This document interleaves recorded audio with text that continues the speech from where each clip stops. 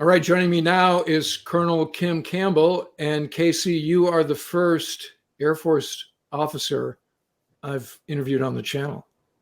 That's shocking to me. You It's haven't shocking to interviewed a me. single Air Force officer yet, huh? Well, so I've profiled Robin Olds and Frank Borman. I'm in good company. Yeah, you're in good company, right? But this is the first time I've actually talked to an Air Force officer. So no pressure, right? no, I think you're up for it. So let's go through the sort of compulsories of your life. Where were you born and raised? How did you wind up going to the Air Force Academy? And then what motivated you to choose pilot as your service selection at Colorado Springs? Yeah. So I grew up in San Jose, California, and decided when I was in the 5th grade that I wanted to be a fighter pilot. Part of that was I had decided that I wanted to be an astronaut. And I figured that being a pilot, going to the Air Force Academy was the best way to get there. Part of that was the influence of my dad, who was also an Air Force Academy graduate and kind of understood the process. So 5th grade, I had my heart set on going to the Air Force Academy and did everything I could in high school to get there. Spent 4 years at the Air Force Academy, working hard again to make sure I was in a position to get a pilot slot. And then eventually made it to pilot training and selected the A-10. So my audience, maybe because we don't do Air Force as much as we should, doesn't know what the training track is. Can you start with whatever aviation indoc looks like, then primary and so forth, and talk about how long it lasts and what are the airplanes you fly and where were you based until you got your wings? A lot has changed, I will say. So I can talk about my experience and I can touch a little bit on how it's changed since then. So I spent a year flying first the T-37, which was where we, all about 30 of us flew the T-37. And then from there, we just get racked and stacked to choose where we wanted to go next. So I think there were 8 of us that went to the fighter track. You could also go helicopters or you could go kind of the heavy cargo track. And then from there, I went on to fly the T-38 at Columbus Air Force Base in Mississippi, stayed there the whole time. So spent 6 months flying the T-38. And from there, that's where we track select, or we select for which aircraft we're going to fly. Out of my class of 8, I think we had 2 that went to be first assignment instructor pilots. So they stayed there to be instructors. We had a couple bombers, and then the rest of us, I think there were 4 fighters out of that, if my math is correct. And so from there, once we're done with the fighter track at pilot training, we go spend time in the centrifuge to make sure we can sustain the G-forces that are necessary for our specific fighter. Thankfully, the A-10 has the lowest out of the fighters in terms of G-forces, so not as bad for me as it was for some of the other guys. Then we do some water survival training. I had already done my SEER school, so survival, evasion, resistance, and escape. So had that done. And then finally went to introduction to fighter fundamentals. I spent about 8 weeks at Randolph Air Force Base in Texas. And this was flying the AT-38, which really just means that you're still flying roughly the same airplane, but we do a little bit more of the fighter fundamentals, the air-to-air kind of dogfight, just to get us familiar, a little bit of the bombing, again, just to get us familiar. We're not really good at any of it. And then from there, we finally go on to our platform. So for me, I started A-10 training in July of 2001, 6 months of training, learning to be an A-10 pilot. So Casey, we got some training aids here. Walk us through the A-10 for those who aren't familiar. This is my favorite view, right? I think straight on right here, if I can get it right. The enemy's least favorite view. Yeah, I know. So that I think the awesome thing that I love about the A-10 is, well, obviously the 30 millimeter Gatling gun, but the airplane is built around the gun. So the gun itself is 19 feet long, and you can't really see the wheel on this one. But if you look at an A-10 straight on, the gun is going to be the very center of the airplane. So where we point is where we shoot, which means that the nose wheel is actually slightly offset. So the next time you see an A-10 out there, you'll see that the nose wheel is offset. But pretty incredible airplane. I mean, really designed for the close air support mission. Our fuel tanks are enclosed in protective foam lining. So the fuel tanks are on the wing. wing sections are in protective foam lining to prevent fire after battle damage. Obviously, we have two very reliable engines. We like to poke at our single seat fighter engine friends that we have two. They're very reliable, very durable. And then all of our flight controls are built with redundant backup systems. So left and right hydraulic lines are separated throughout the aircraft. Awesome airplane, has 11 stations, 11 pylons to carry weapons. So we can occasionally get that full loadout with a full gun and then full load of weapons with whether it's AIM-9s for, we'll call it defense of an air-to-air mission, rockets, Maverick missiles, bombs. Now with the upgraded A-10C, we'll carry laser-guided bombs, GPS-guided bombs. But in the early days, it was just dumb bombs. And then we can also carry, which you can kind of see over here, is an electronic countermeasure pod. So full loadout makes us very heavy, talking like 47,000 pounds of an airplane fully loaded, which in the summers in Afghanistan or Las Vegas at Nellis Air Force Base makes us pretty heavy rolling down that runway. So this is a 30 millimeter bullet. This is a target practice round. You can tell by the blue tip. But this is, and it's inert, just for the record. But this is what a 30 millimeter round looks like. I mean, the shells, so this, when we shoot the 30 millimeter round, the shells come back in the airplane. So we end up recycling the shells, but pretty awesome. There are several different types of rounds that we can carry. So we've got essentially a high explosive incendiary round. We have the target practice rounds. We have an armor piercing round as well. And we do also have what we call a combat mix, where we'll combine different types of rounds, but very effective. We shoot about 70 rounds per second in the A-10. In combat, maybe a couple second burst is really all that you need. So we're not going to pull that trigger for very long. It's not very good for the gun. It actually heats up the gun barrels, makes it a little bit less accurate, but a couple second pull is all you need, a couple second burst. So now we'll jump into the DCS A10a. So Casey, walk us through what we got here. No afterburner, not on this one. No afterburner. Okay. And then the main part of the panel there looks a lot different now with the A10C. So you can see on the right side of the panel is that it's a color. Now in the A10C is a 5x5 color display monitor. So you're not seeing that. You would have matching ones in the A10C on both the left side and the right side. And that's everything for us. That's a lot of moving map. That's how we do our weapons. That's our data link. It's a little bit of everything. So a lot of the things that you see now are replaced.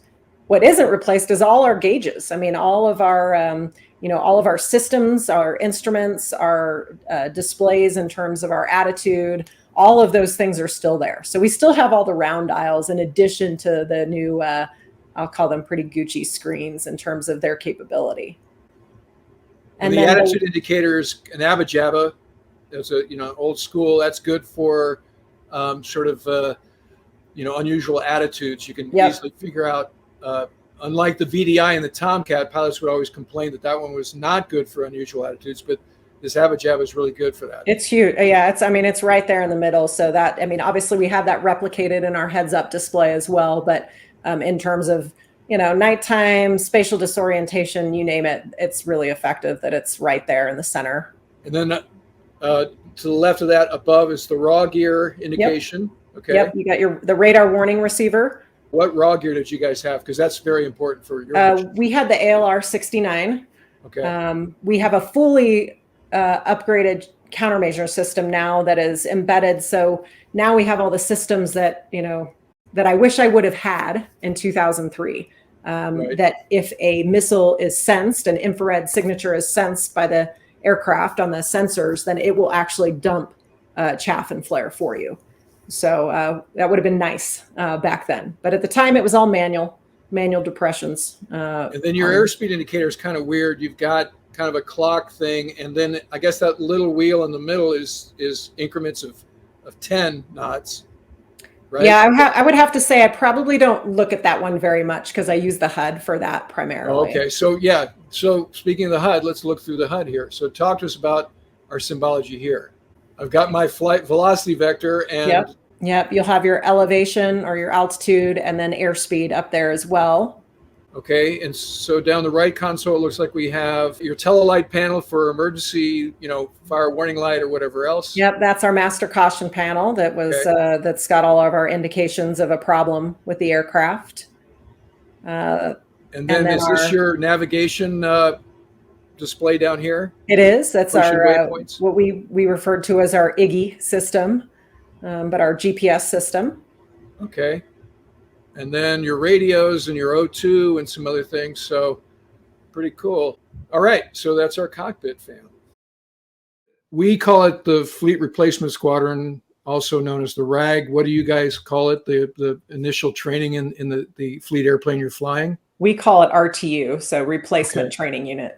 And where was that? What air station were you at? That was at Davis-Monthan Air Force Base in Tucson, Arizona. I was in A-10 training when 9/11 happened. And for me, it was just, I think we all knew that things were going to change dramatically. We were grounded for maybe a week and then we went right back into flying. And I think there was this just desire to get to our operational units because we knew that we were likely going to deploy, which is exactly what happened for me. I finished my A-10 training in December, moved to Pope Air Force Base in North Carolina as part of the 75th Fighter Squadron, and we deployed 2 months later to go to Afghanistan. So where were you based in Afghanistan? We were at Bagram Air Base. So we started in Kuwait as part of Operation Southern Watch, and then we moved operations pretty quickly to Bagram, rotating pilots and aircraft in and out of Bagram as we stood up operations there to support Operation Enduring Freedom. What sort of missions did you do? I imagine a lot of close air support, but what was your op tempo while you were there? By the time we arrived, things had gotten very quiet. This was post Operation Anaconda. And so for us, we did a lot of convoy escort. We did a lot of just overwatch. We did some support, close air support for usually special forces for some of the raids that they were doing. But surprisingly, it was very quiet. And I think the only weapon that I dropped on that entire deployment was a flare, an illumination flare. And that was it.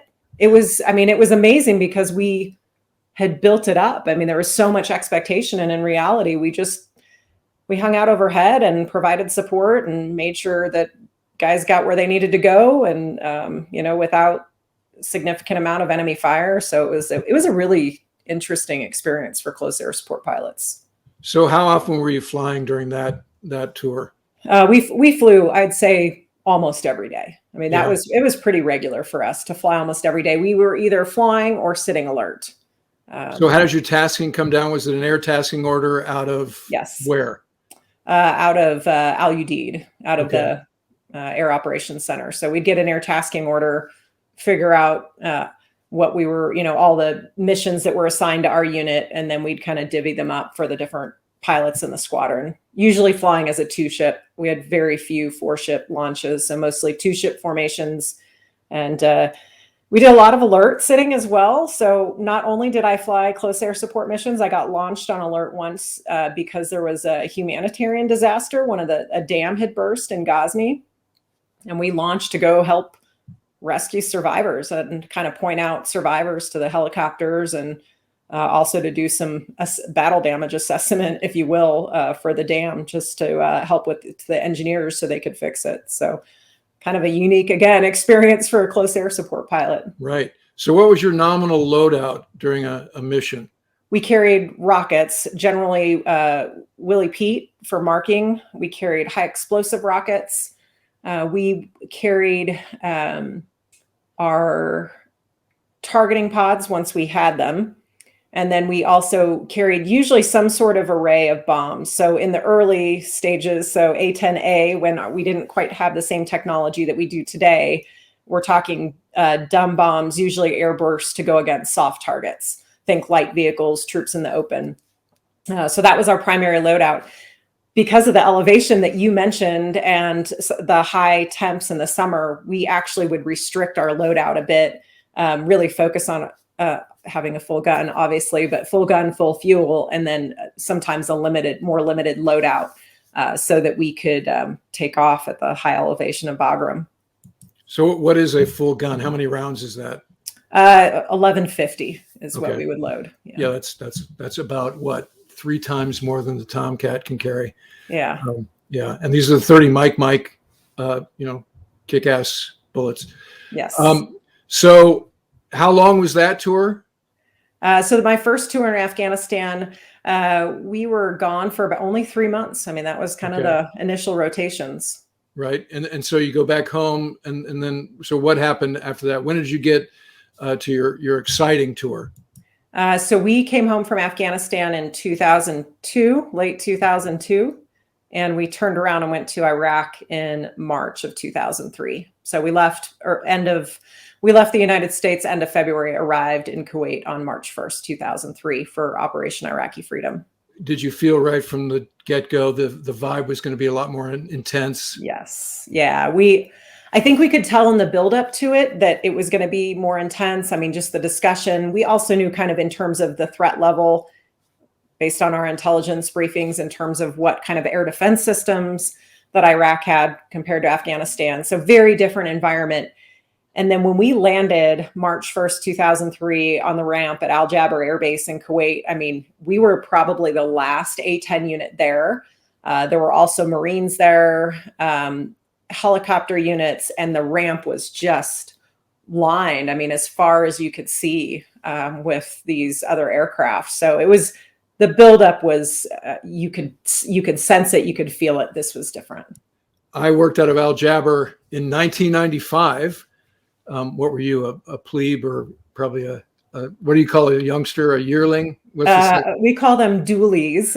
But 95, I was a sophomore. So we also do the 4 degree, 3 degree, 2 degree, and firstie. So I was a 3 degree. So I was a department head in this squadron, VF 102, aboard the USS America, CV-66, not the amphib that we have now called USS America.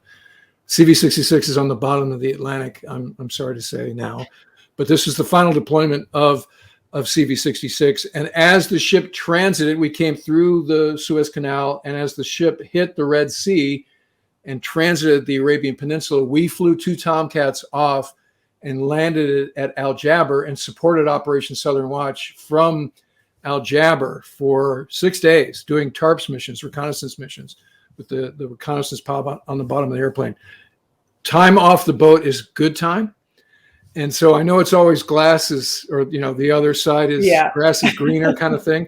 Because I remember when the Air Force officers would come aboard the boat, they'd be like, "Oh, you have ice cream." We had the soft ice, we call it Auto Dog. And we're like, "Oh, you get to run, you can run like long distance, straightaway." And, you guys have air conditioned tents and, all the other things. But it was really fun. And the rep who was there was a F-18 guy who'd gotten in trouble. Actually, I did a fictionalized version of him. I called him Hornet Porky in my debut novel. But he had a van and he drove us to Kuwait City. And so we'd go to Kuwait City every night and, have like Fuddruckers and, just hang out in Kuwait City. It's like, I have been to that Fuddruckers in Kuwait City. Right. It's run by third-party nationals, right? So everybody, all the workers are Filipino at the, these countries are weird, right? But this is an amazing experience. So anyway, I've operated out of Al Jaber. The other thing I'll mention is all of the revetted hangars were still blown up from Desert Storm. I don't know if they were still there in that condition when you were there. They were. There were still several that were blown up. I mean, they repaired some, but there were still several, kind of the remnants from Desert Storm. Did you operate out of Al Jaber, or did you mobilize into Iraq? We did both. So we started out Al Jaber, and then once our Army and Marines units moved forward, we eventually stationed out of what we called at the time Talil Air Base outside of Al Nasiriyah. But we started in Kuwait. We didn't move up there until probably closer to July of 2003.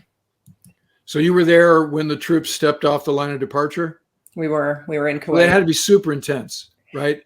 It was, and there was so much buildup because I think for us, it was like we knew it was coming, and we just every night it was like, "Is tonight the night? Is tonight the night?" And we knew pretty quickly when it was happening because we started getting alarm reds in at Al Jaber, which was an indication of an incoming missile. We're in full chem gear. I mean, when it kicked off, it kicked off. So it was pretty eye opening. I mean, I was a very young wingman at the time, in terms of I had already had a deployment to Afghanistan, but I was relatively young in terms of the pilots that we brought over. And so I didn't know if I was going to fly. I thought maybe I'll just get stuck in the mission planning cell for the duration of the war. But I mean, we needed every pilot we could. And so the war kicked off, and it was really nonstop. I look back at my journal of flights, and I was either on alert or flying missions almost every day. So are you a first lieutenant at this time? Or are you a captain already? I was a captain, but only because I had gone to graduate school first.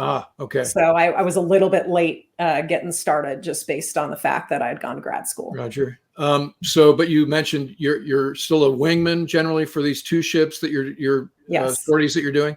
Yeah. And the great thing was, I mean, we paired our very experienced instructors with the young wingmen. So I was always flying with a very experienced instructor just so that we could balance out, the level of experience in a flight. And then we would be combat paired. So we would fly with the same pilot for 2 weeks. So we got to know each other. We really understood kind of strengths and weaknesses and how to support each other. So it was, we did it right, I think, in terms of how we set that up. Yeah, that's what we call the TAC org. You wanted to fly with the same pilot in Rio and the same wingman insofar as the administrative side of the schedule allowed. Yeah. So again, I assume you're getting your tasking through an air tasking order in a Yes. 24-hour cycle, but there must have been a lot of flexibility in the close air support missions because the forward line of troops is moving very rapidly at this point. So you must have seen a lot of kinetic stuff and also flexed a lot during the course of any given sortie. Yeah, it was, we have this saying that's flexibility is the key to air power. And it's a key to close air support for sure, because we knew that we were launching. We knew generally where to go. But it was all about, you just had to be on your game and make the best possible decisions based on the situation you had. You knew we would go see the GLOW, the ground liaison officer for the Army, just to get kind of, okay, where is the forward line of troops? What is kind of going on in that current area? What are the threats? But it was moving so fast, especially, initially in the early stages. I mean, the Army was just pushing fast and there wasn't a ton of resistance initially.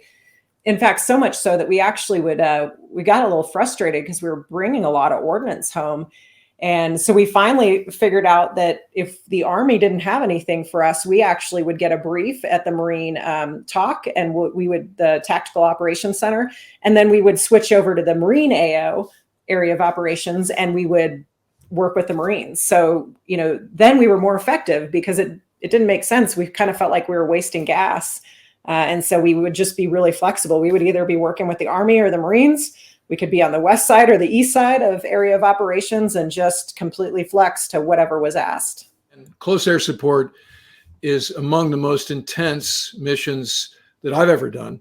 Tomcat got into it late in my career. We actually had FAC-As but just 9-line briefs and smoke in the air and you're in the pop and all that sort of stuff. It is intense. So talk to us about how that flow would go once you actually were working with a FAC and there was going to be some real ordnance being delivered. Ideally we could get a 9-line early and start building our picture, but sometimes that 9-line would come so fast we wouldn't even get all the pieces and parts to it. I mean, most importantly for us was knowing where the target was. So some coordinates for the target, the elevation of the target, which is how our systems work to help us make sure that we have the right target and the information in our systems. And then also understanding where the friendlies were in relation to the target. I mean, that was the most important thing. If you could get more than that, that was always beneficial. Things like an initial point to come from, the direction that you needed to go, and the distance from the target. We rarely use that because most of the time we were just overhead a location. generally just supporting immediately as it was happening. But in a beautiful world, you would get a mark from the friendlies as well, whether that's smoke to mark, artillery, you name it. Then it just corresponds what you're seeing in your cockpit in terms of where that target should be, with also kind of where the friendlies are telling you where it should be. And then from a pilot perspective, my job is to make sure I understand, looking outside visually, where is the target and where are the friendlies in relation to that target, because that's how I set up my target attack. I want to make sure that I am not pointing at the friendlies in most cases, and make sure that everything's set up correctly. So really important kind of back and forth communication, very clear, concise, so we know what's going on the ground. So for a single seat airplane, that's got to be, because you're writing on your kneeboard, you're trying not to hit your wingman. Yeah. It's hard enough with two airplanes or two-seat airplanes where the RIO's doing all of the administrative stuff, kind of as the pilot's flying form and, looking for the smoke or whatever. The first 10 years of my career, the Tomcat was exclusively an air-to-air platform. And then as we got into bombing and CAS, we did an exercise in northern Louisiana. We were operating out of Barksdale. I can't remember I'm sure you've used that range complex there. This was like not quite live fire, but it was, two armies and a lot of, vehicles and tanks. And so we were doing CAS and FAC-A and a bunch of other stuff. And all this proved to me it is really easy to have a blue on blue. Yeah. Right. I mean, even with a good 9-line and everything else, and you roll in and, when there's a lot of entropy, it's easy to frag the wrong thing. Yeah. I mean, it's, I would say any pilot's worst nightmare. I mean, it's why we train so hard. I think that's why, honestly, the A-10 is the best airplane to do close air support because we train for it. And we try to mitigate as much risk as we can when it comes to that. But we really put ourselves in those tight scenarios in training so that ideally they don't happen in combat. We really put ourselves in situations where there could be a blue on blue in training, just so we see what it looks like to kind of catch ourselves. And so that when kind of the hair on the back of your neck stands up and you're like, something doesn't feel right, then it's not right. But you're right. I mean, we shoot very close to friendly forces. And so there always, there is that possibility. And we have had those horrible situations in the past. I mean, and it's just, I don't know, it's heart-wrenching to watch it back because, hindsight, I can watch it now and look, I can pinpoint all the things that went wrong. But in the moment, it's just difficult. And so that's part of the 9-line, is really confirming what you see matches. Now, granted, technology today in the A10C compared to the A10A, I mean, like you said, in the A10A, we're either writing down on our kneeboard or we also were writing in grease pencil on the canopy. We now have the ability to do a lot of it digitally. We also now have the helmet mounted cueing system, which it helps speed us up. It makes us more effective. I think we're less likely to make some of those errors that we had in the past. But in the end, it still comes down to the pilot hitting the pickle button, the weapons release button, or pulling the trigger. And, that's why you got to do it right. So let's talk about your most infamous, famous sortie. Yeah. Was that during this deployment? Yeah, this deployment. It was April 7th, 2003. Okay, so walk us through that day and the events of that day. So April 7th, 2003, I would say. So by that point, we're talking, really massive close air support role in downtown Baghdad, because by this point, both the Army and Marines are approaching Baghdad, and it is intense. I mean, to this point, the situation on the ground had really become intense, and there was a lot of requests for close air support. And so what we were doing is just stacking up aircraft around Baghdad. So you'd have kind of the north, south, east, west stack. And by stack, I mean like stacks of airplanes, so that as soon as the call for close air support came in, someone would flow out of the stack. Whoever was closest and had the right equipment, type of aircraft would flow to the stack. So immediately, I mean, it was just, we took off knowing that we were going to the stack. The way we would do it from Kuwait, we'd take off, we'd fly to Baghdad, we'd air refuel because we needed gas. And then we would go wait in the stack and just wait for a tasking. The weather on April 7th was terrible over Baghdad. I mean, we could not see the ground below. So I remember my flight lead saying to me at one point, I hope you have your lucky rabbit's foot with you today, because I think we're going to need it. And he was really referring to the weather, like it was just going to be really tricky. We refueled and then went to wait in the stack. And almost immediately we got a call from a ground controller just saying they were taking fire. They needed immediate assistance. And we started moving that direction. Luckily we were pretty close to the location. And I just, remember my flight lead going, all right, we got to find a way to get through, we got to find a way to get below the weather, because at this point we're not dropping or shooting anything if we're above the weather and can't see our ground troops below. And we didn't really know exactly where the bottoms of the clouds were or how this was going to work. Luckily it's over Baghdad. It's relatively flat. And I remember I just looked over at my flight lead and he said, he's like, I see a hole in the clouds, I'm going. And he just kind of rolls inverted and disappears. And then he said, all right, Casey, as soon as you find a hole in the weather, dive through. So found a hole in the clouds and dove down through the weather. And I remember as soon as I popped out down below the weather, I mean, I could instantly see the firefight. I mean, there were tracers, there was a lot of smoke. It was so just— what altitude were you at below the clouds about? We were roughly about 7,000 feet. Okay, so that's low. That's low. It's not a good, it's a terrible altitude to be at, quite honestly. Yeah, I mean, right. it's right in the area, especially with the cloud cover above us. I mean, there was nothing really good about the situation, but it was the troops in contact. They were taking fire. We had the coordinates. We understood the situation, and our plan was to go in there, do a couple strafing runs or rockets, and get out. The target that we were given was underneath what we called the North Baghdad Bridge. Our troops were on the west side of the Tigris River. Enemy Iraqi Republican Guard was on the east side. They were putting RPGs into our troops. And our guys at the time were kind of hunkered down awaiting resupply. And as they were making their way through Baghdad, and the Iraqi Republican Guard was just shooting into them. So our plan was to go strafe, use gun and rockets, and then climb up and reassess, get above the weather, kind of just see how things were going before we went back down again. Apparently we stayed one pass too long. I don't know. That's my hindsight of it all, right? But my flight lead went in pretty quickly. He immediately saw the bridge and had kind of the situational awareness of everything that was going on. In terms of like clean targets, if you will, I mean, to have a river where the friendlies are on one side and the enemy is on the other, I mean, it doesn't get much better than that in terms of making sure that you have a clear distinction between the target and the friendlies. So it made it, in that sense, fairly easy. But my flight lead rolled in first from north to south. And unfortunately, the ground controller said it was not effective. And we had to come in from south to north instead. So we did a couple passes.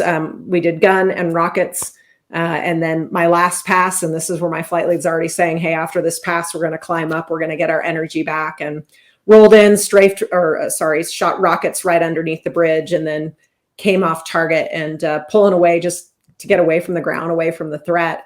And just the loudest explosion at the back of the airplane. I mean, I knew I had been hit. There was no doubt in my mind. It was just the whole jet shook. I remember seeing kind of this bright orange fireball surround the airplane and dump the airplane over immediately. Time kind of slows down in these situations, and pull back on the control stick. And I remember absolutely nothing happened. I could see Baghdad's coming up at me, and remembering that I looked down at the ejection handles thinking there is no way that I am ejecting right over where we were just strafing the enemy.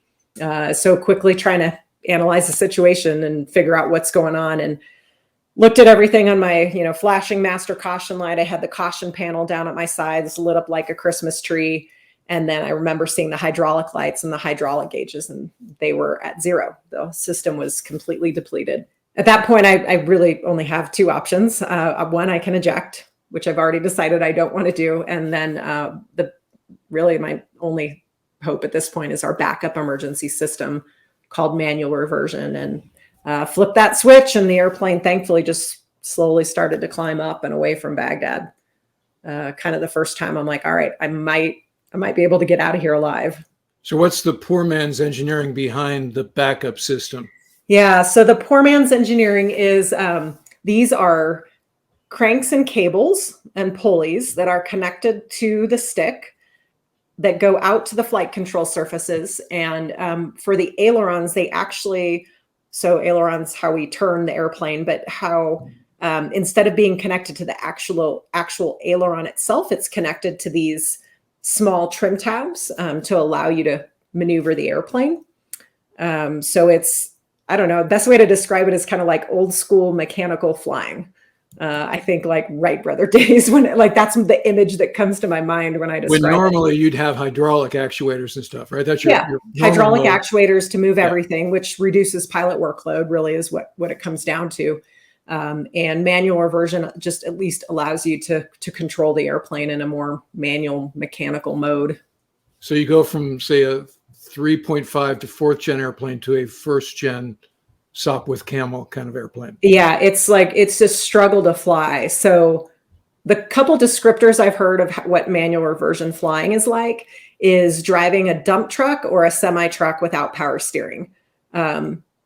You know, I have not done that. I've driven a car without power steering. So it's hard to maneuver, right? It was just really not very responsive, very heavy stick, and just really tough to maneuver. But honestly, at that point, like the airplane is flying. I don't care about any of it. I just want to get out of Baghdad. So no engine problems. You didn't have a fire. I had all of that. I had engine problems and a fire, but I never knew. I didn't know until after I landed, which is amazing to me. The number 2 engine, so my right engine, took a very significant amount of shrapnel. I mean, some of the fan blades were completely damaged on the engine, and yet I think it just like chewed it up and spit it out. I mean, it was just, again, a testament to the A10, but there was also a fire at the back of the airplane. The whole back end was charred, dripping with hydraulic fluid. And after I landed and got out and looked at it, I mean, I could push on the skin of the airplane and it was just soft to the touch. So all of those things, I mean, fire, engine damage, and yet that airplane kept flying. Honestly, if I had lost an A10 or if I had lost an engine in the A10 in manual reversion, I think my story could have been very different. You know, I think it's likely that I would have lost control of the airplane. And there's no way that I would have ever landed an airplane with in manual reversion with an engine out. It's just, it would have been really complicating.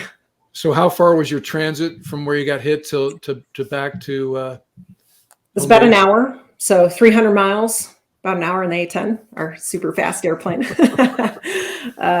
your transit speed is what, 200 knots indicated? How fast are you going? So I slowed down.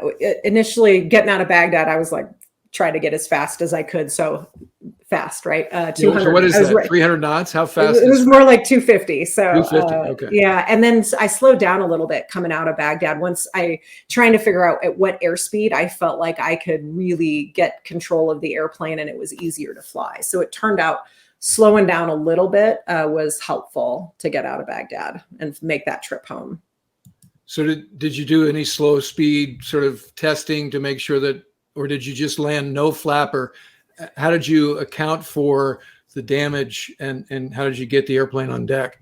Yeah, we didn't do any of that while we were still in Iraq, just because combat territory, if something went wrong, I really wanted to be in friendly territory. So we just really tried to stay as high as we could at a good, decent airspeed, making our way home. I found out later we had F-15s overhead providing us kind of that combat air patrol to help us out. But we were really just trying to stay out of the threats at this point because I could not take much more damage. And so once we got back into Kuwait, then slowed down. We did a controllability check. I had to make sure I could get the gear down right. So I have no hydraulics, meaning I've got to do our manual extension of the gear as well. So just to get a feel for how the airplane is going to fly once it's configured. And yes, it was just gear down, no flaps. I had no normal braking, no steering, no flaps, no speed brakes, all the things that you rely on for a normal landing I didn't have. The images associated with you back on deck are amazing. Yeah. As you said, the airplane was shot up pretty good.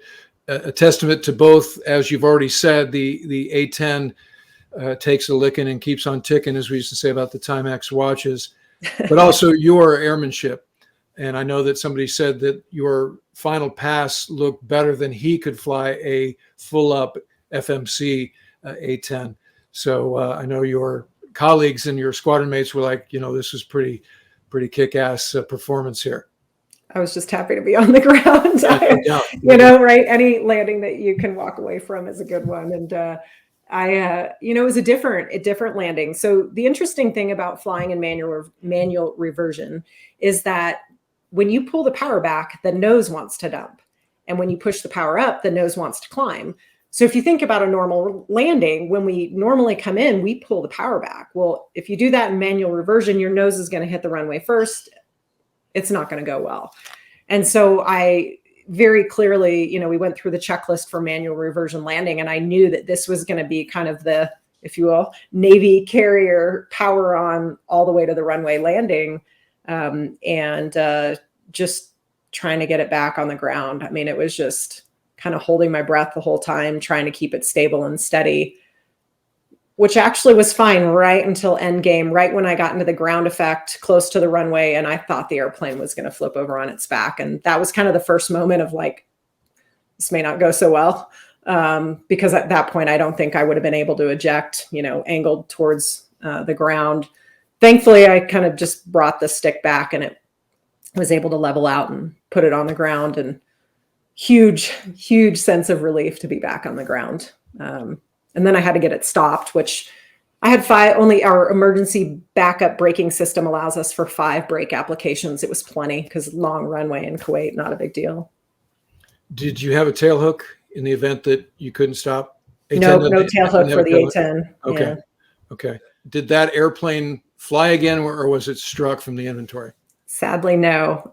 They sent a team from Hill Air Force Base. They have an aircraft battle damage repair team.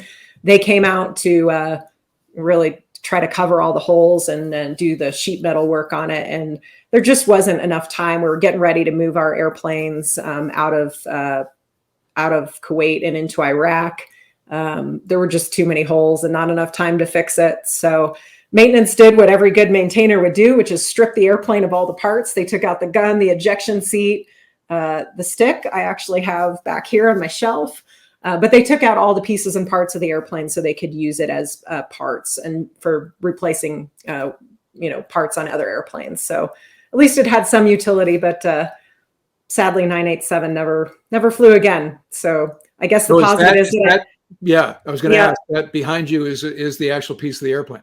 Once they decided they couldn't fix it, they said, "Hey, do you want a piece of the tail?" And I said, "Well, yeah, can we do that?" And they said, "Sure." So I don't know, maybe it's because we were in deployed location, but they just took, cut that right out and gave it to me. So it's been here on my wall for several years, and have been able to share it with cadets at the Air Force Academy as well when it was in my office there. So certainly tells a story. No, that's badass. So how much longer was that deployment? How many more sorties did you have roughly? A lot. We stayed through July of 2003. So that mission happened in April. We stayed, I think, through the end of July. I believe our deployment got extended, but there were several more missions, so much so that we moved our operations into Iraq. And then I actually upgraded to be a flight lead while I was there in Iraq. Had flown several missions as a wingman. And so they just started, rotating me through the flight lead upgrade as we were flying missions in Iraq. I mean, things had quieted down significantly by then. Flew a lot of operations after that. And then finally came home and decided, at some point got to talk about this and kind of talk about everything that happened and kind of where to go from here. So I think probably the most important thing I did from that mission was we changed the way we operated as pilots, just in terms of some of the training we did. I had an opportunity to go back to the A-10 training unit and train pilots. So that was great because I got the opportunity to fly their initial manual reversion rides. I got the opportunity to talk about flying in manual reversion. I talk about, decision making and in combat and kind of that mindset of what happens, when you have to make decisions quickly. So I tried to take a lot of the lessons that I learned from that mission and share them with other pilots. But we went back to Afghanistan in 2005. I went back and again to Afghanistan in 2010. Kind of fast forwarding the whole career, I spent time at the A-10 test squadron. We transitioned from the A-10a to the A-10c, really upgrading the A-10 to a place where it needed to be in terms of kind of the latest and greatest technology, and really made us more efficient and effective as pilots. And then went on to have leadership roles in the Air Force as both a squadron commander and group commander, responsible for more than 1,000 of our airmen, both civilian and military. So really some tremendous opportunities. And then closed out my career at the Air Force Academy. I got to go back and teach in the Military and Strategic Studies Department, and then spent my final year as the director for the Center for Character and Leadership Development. So full circle. Talk to us about what you're doing now. I know you've been, you were a contributor to one book, and you have your own book coming out in March, I believe, and you're also doing some leadership seminars. So talk to us about that stuff. Yeah, so I retired from the Air Force after 24 years, about a year ago now, and I'm really kind of enjoying this next chapter. I have been doing some keynote speaking for different companies and businesses, talking about the lessons I learned in combat and in training flying A-10s, and have a new book coming out on March 8th. It is called Flying in the Face of Fear, A Fighter Pilot's Lessons on Leading with Courage. And it's really just stories and lessons from my 24-year Air Force career, but they're leadership lessons. It's really focused on leadership and some of the hard lessons that I've learned through, some successes, but also some failures, through challenge and opportunity, and through what I call fear and courage. And so it's all about kind of overcoming those difficult things in life and the lessons that I've learned from them and how they contributed to my role as a leader in the Air Force as well, and really connecting with people on the leading teams that I've had the opportunity to command. So I'm really excited about that. It comes out in March, and then I'm working for a great team now called Victory Strategies. We're a group of, I'll call it elite performers, where we've got fighter pilots, Navy SEALs, Olympic athletes, Fortune 500 executives, ex-CIA officers, and we're all passionate about leadership. So we do the speaking, we do workshops, we do executive coaching. It's really been a lot of fun to be part of a team again, because I think when we leave the military, sometimes that's the thing we miss, is that camaraderie. So it's great to be part of that. And I have a dog, a lab named Bandit, who's now barking in the background. I'm familiar. We have three dogs here. You're also a wife and mom. So how many kids do you have, and how old I have 2 boys. They are 10 and 14. They keep me busy. They keep me grounded, and they remind me of what's most important. Absolutely. Well, Casey, as we said at the outset, this has been our first Air Force interview. I'm honored. Well, thank you. You did it with flying colors. And we'll have to have you back on the channel once the book comes out in March. Absolutely. Would love to. All right. Thanks. All right. Take care. So that'll do it for this episode. If you're not already a subscriber, hit the button and ring the bell so you don't miss anything. Also, if you'd like to help support the channel, please consider using the super thanks, the heart icon below, or become a patron at patreon.com/WardCarroll. And in the meantime, I look forward to talking to you again very soon.